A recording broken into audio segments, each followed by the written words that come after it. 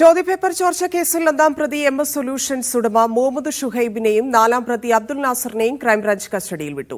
ഷുഹൈബുമായി crime branch MS സൊല്യൂഷൻസിലെത്തി തെളിവെടുപ്പ് നടത്തി. അതിനിടെ പരീക്ഷയ്ക്ക് വരാൻ ഏറ്റവും സാധ്യതയുള്ള ചോദ്യങ്ങളും ഉത്തരങ്ങളും 199 രൂപയ്ക്ക് നൽകാമെന്ന പരസ്യവുമായി MS സൊല്യൂഷൻസ് രംഗത്തെത്തി.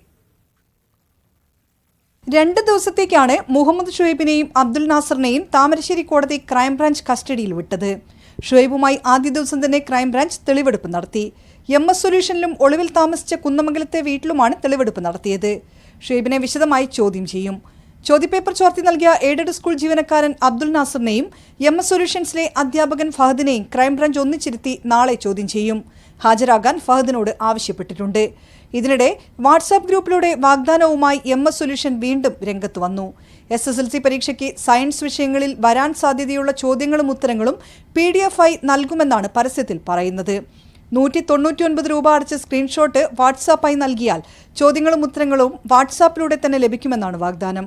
199 രൂപയ്ക്ക് സയൻസ് വിഷയങ്ങളിൽ A+ എന്ന തലക്കെട്ടോടെയാണ് പരസ്യം.